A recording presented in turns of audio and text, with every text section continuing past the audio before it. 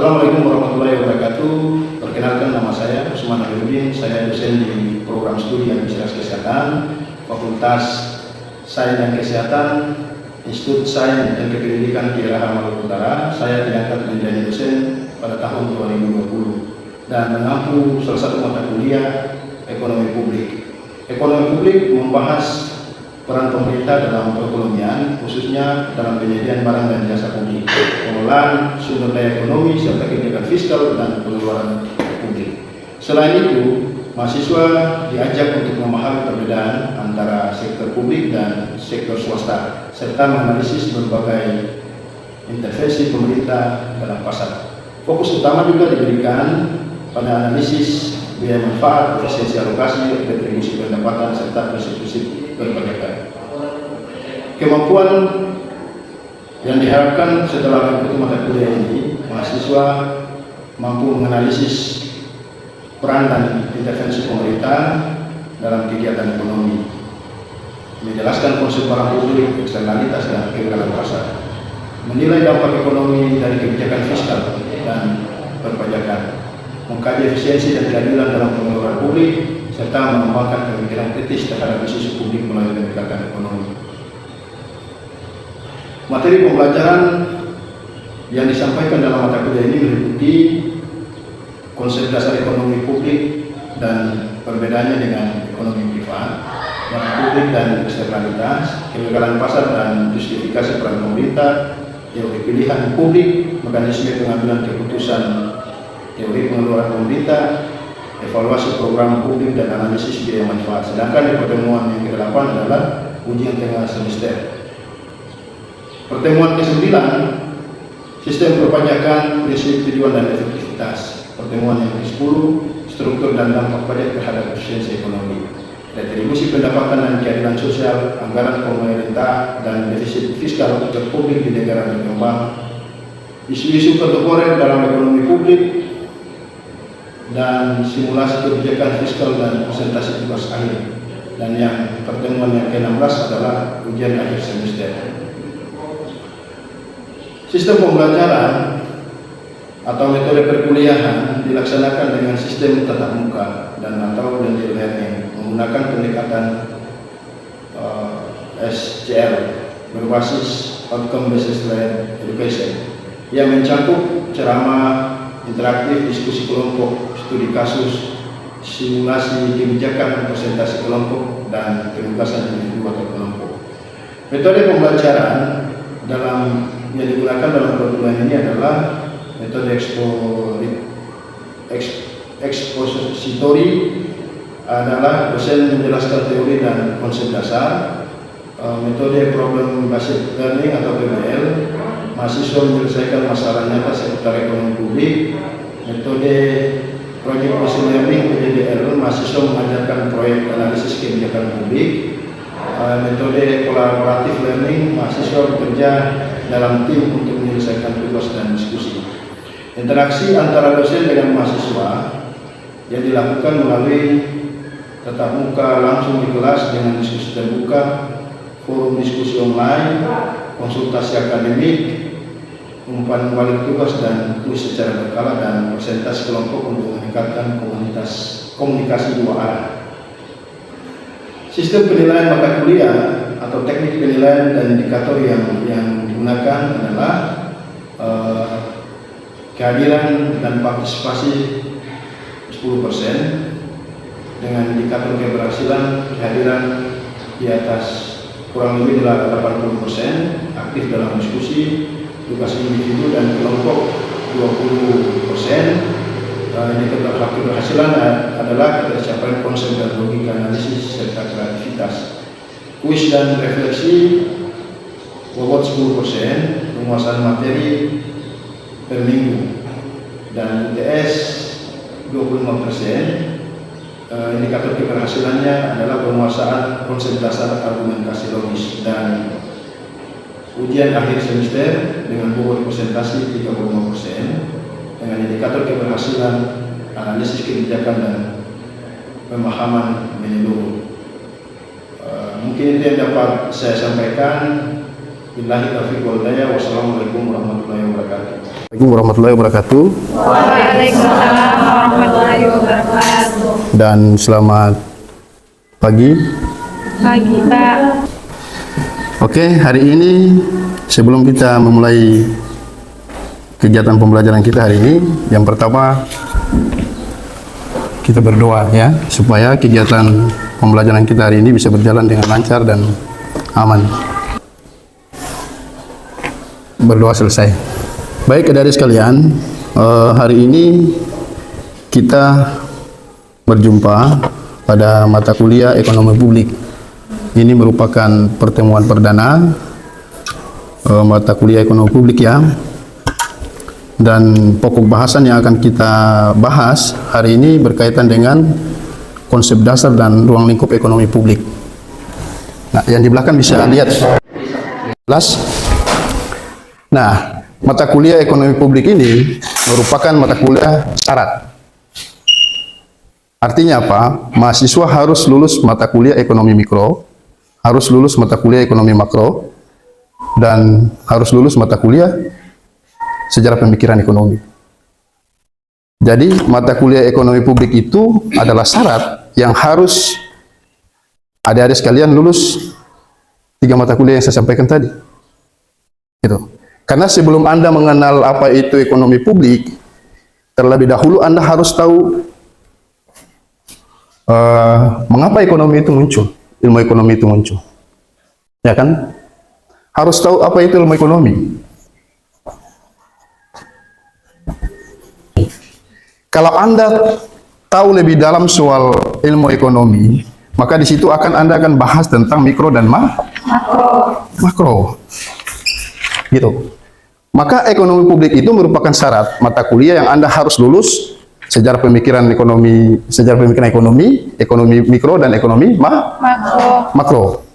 Nah, untuk membuktikan bahwa Anda ini sudah lulus 3 mata kuliah yang saya sampaikan tadi, maka sedikit ada evaluasi yang berkaitan dengan ilmu ekonomi.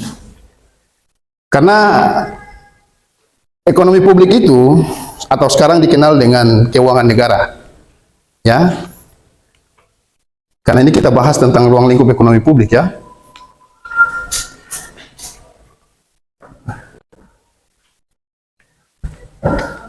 Atau mengapa ilmu ekonomi itu hadir?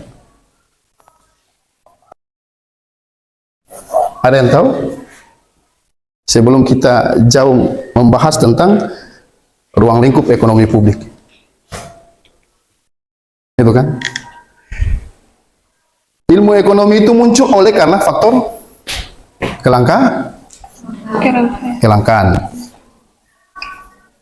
Yang namanya manusia, dia akan tidak merasa puas. Tidak merasa puas. Sementara sumber daya itu terbatas. Sumber daya ini bukan hanya soal uang, tenaga kerja dan sebagainya, tapi waktu juga merupakan sumber daya. Sehingga ilmu ekonomi itu bisa muncul. Nah, ilmu ekonomi muncul untuk apa? Gitu kan? Untuk mengatur atau mengelola yang berkaitan dengan kelangkaan. Maka kemunculan ilmu ekonomi itu dibarengi dengan 3 indikator. Yang pertama adalah efisiensi, ya. Yang kedua adalah inovasi. Dan yang ketiga adalah prioritas. Nah, gitu kan? Nah, 3 inilah yang menjadi dasar manusia bisa mengatur atau mengelola yang berkaitan dengan kelangkaan. Karena itu, maka ekonomi itu ketika dietimologikan ada terdapat 2 kata, yaitu aikos dan no. Ini kan kita mau buktikan bahwa Anda sudah lulus mata kuliah sejarah pemikiran ekonomi, sudah lulus mata kuliah ekonomi mikro, ekonomi makro apa belum? Begitu kan? Sebelum kita jelaskan tentang ruang lingkup ekonomi publik. Gitu. Karena ini dasar. Ini dasar pengetahuan kita di ekonomi. Jadi kalau Anda mau paham ekonomi lebih jauh, harus tahu dasar dulu. Gitu. Oke, kita lanjut dengan ruang lingkup ekonomi publik. Nah, ada sub-sub pokok bahasan atau materi yang akan kita bahas pada hari ini berkaitan dengan ruang lingkup atau konsep dasar kegagalan pasar dan campur tangan pemerintah, barang publik dan barang privat, dan terakhir adalah eksternalitas. Nah, adapun istilah publik dalam kamus bahasa Indonesia yaitu orang banyak. Ada barang privat dan ada barang publik. Nah, yang berikut adalah kegagalan pasar. Gitu kan? Nah, ini sering jaga ada muncul istilah soal inflasi, deflasi dan sebagainya. Seperti yang tertampil di slide itu, kegagalan pasar adalah ketika tidak tercapainya kondisi Pareto optimal. Artinya, konsumsi tidak bisa lagi menyamakan tarif marginal substitusi dan produsen menawarkan barang untuk dijual dengan harga lebih tinggi daripada biaya marginal produksi. Penggal kalimat ini apa ada yang bisa jelaskan maksudnya atau ada yang tahu maknanya? Saya ulangi, kegagalan pasar adalah ketika tidak tercapainya kondisi Pareto optimal. Artinya konsumen tidak bisa lagi menyamakan tarif marginal substitusi dan produsen menawarkan barang untuk dijual dengan harga lebih tinggi daripada biaya marginal produksi. Harga produksi misalnya 100.000, ya kan? Nah, dijual dengan harga 100 terlalu tinggi, 120.000 misalnya ya. Nah, maka saya ulangi, coba Anda baca-baca kemudian Anda bisa paham apa yang dimaksud dengan kegagalan pasar itu. Karena ini fenomena adalah salah satu fenomena yang sering kita jumpai dalam kehidupan keseharian ketika kita mau membeli atau ke toko, ke pasar mau membeli sesuatu. Kegagalan pasar adalah atau ada ketika tidak tercapainya kondisi Pareto optimal. Artinya konsumen tidak bisa lagi menyamakan tarif marginal substitusi dan produsen menawarkan barang untuk dijual dengan harga lebih tinggi daripada biaya marginal.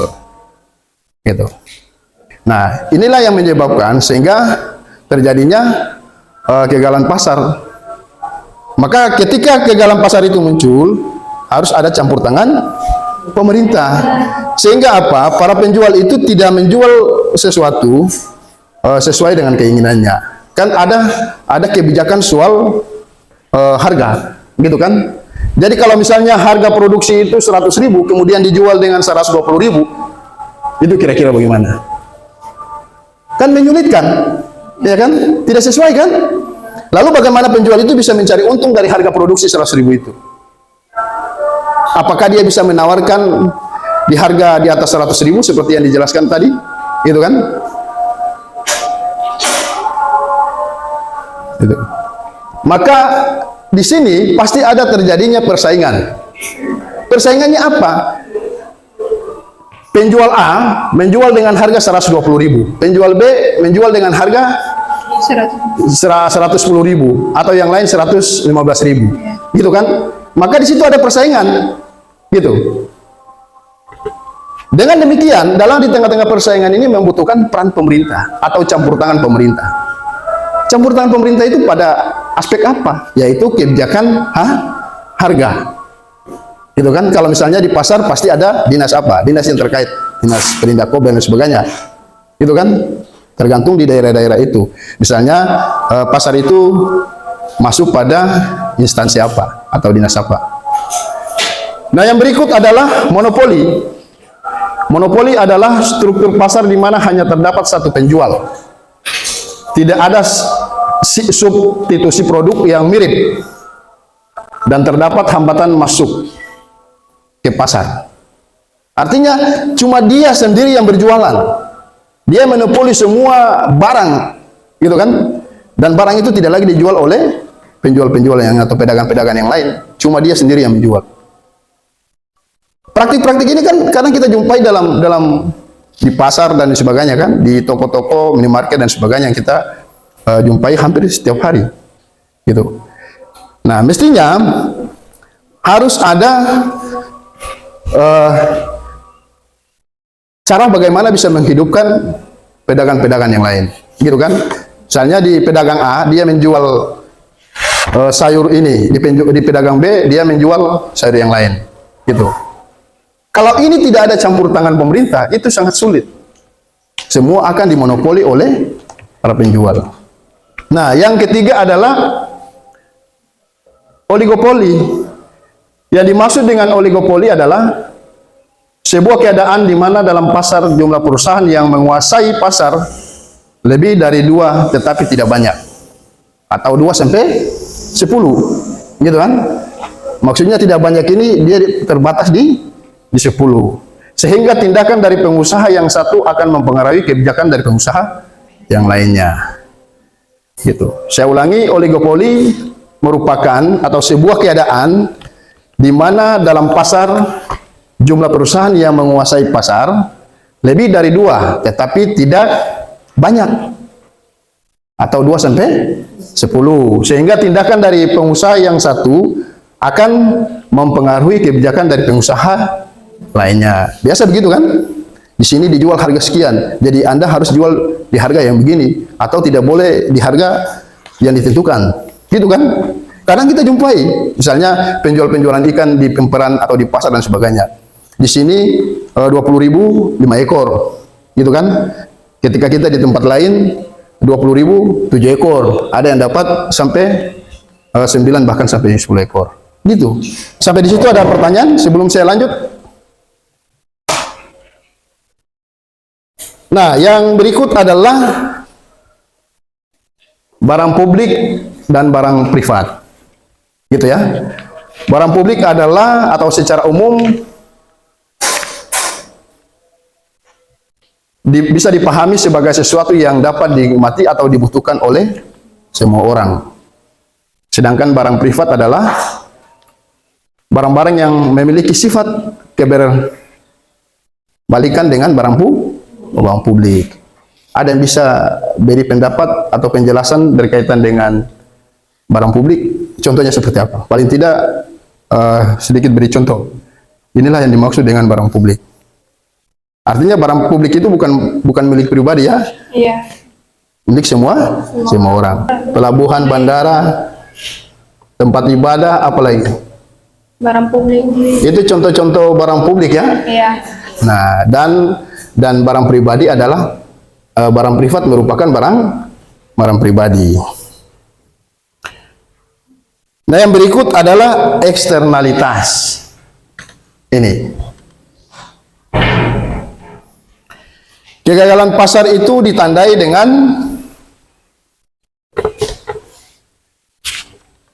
oleh konsumsi barang yang terlalu banyak,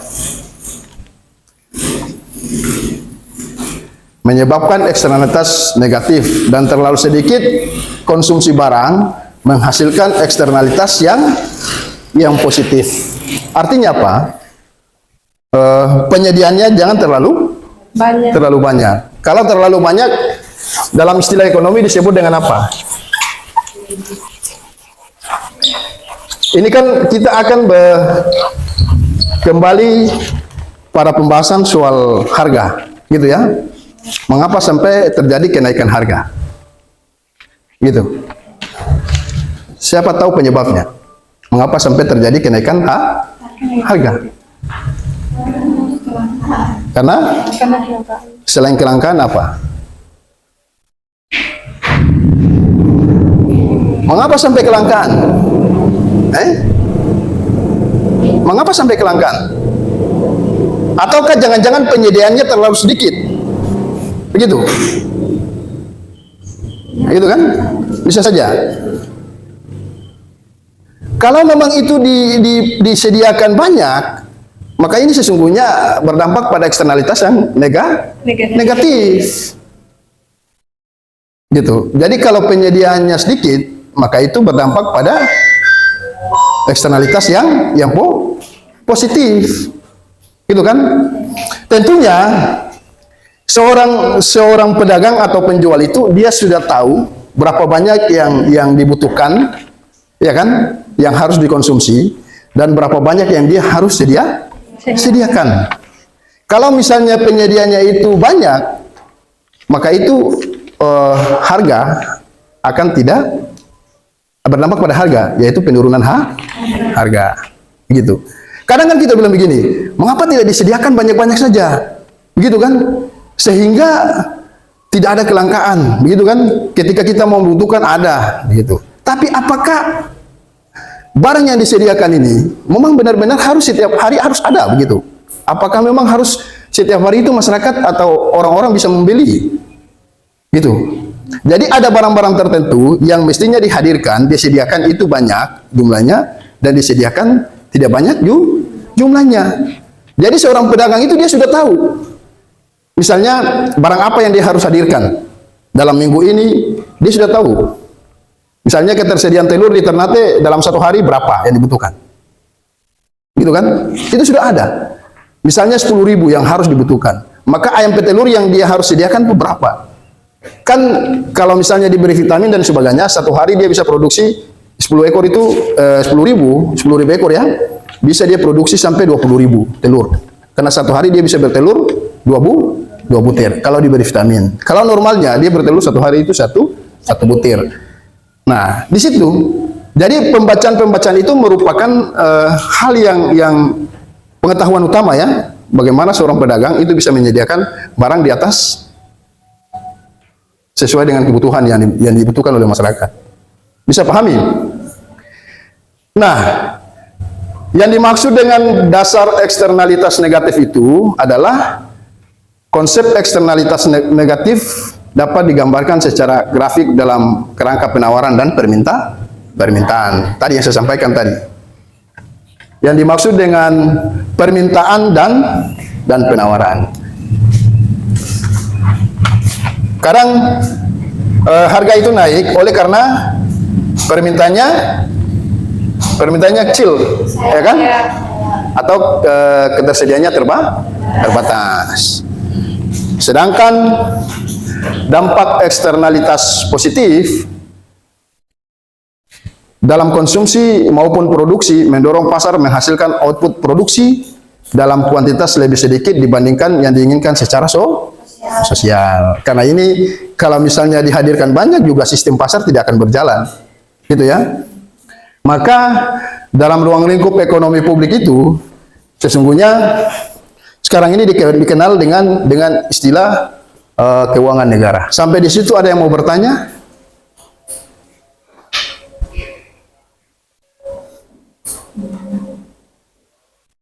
Ada?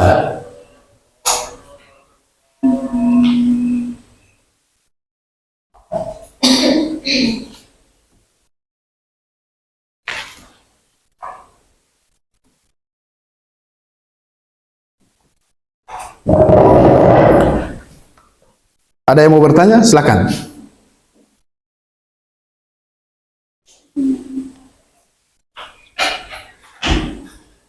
Sudah pahami ruang lingkup ekonomi publik. Jadi kan apa saja yang dibahas dalam ruang lingkup ekonomi publik kan? Tadi yang saya sampaikan tadi, misalnya kegagalan pasar, apa lagi? Saya ulangi. Supaya kan pertemuan kita hari ini memang benar-benar tujuan pembelajaran kita itu bisa tercapai, gitu ya. Nah, jadi sebelum jauh Anda mengenal atau mempelajari ekonomi publik lebih jauh, yang pertama Anda harus tahu apa ruang lingkupnya. Karena ruang lingkup itu yang akan menjangkau semua kajian dalam ilmu dalam ekonomi publik, gitu ya. Oke? Barangkali itu yang dapat saya sampaikan pada hari ini. Di pertemuan berikut nanti saya akan mengevaluasi pertemuan kita hari ini supaya benar-benar tujuan pembelajaran kita khususnya pada mata kuliah ekonomi publik ini bisa tercapai. Demikian yang dapat saya sampaikan. Wassalamualaikum warahmatullahi wabarakatuh.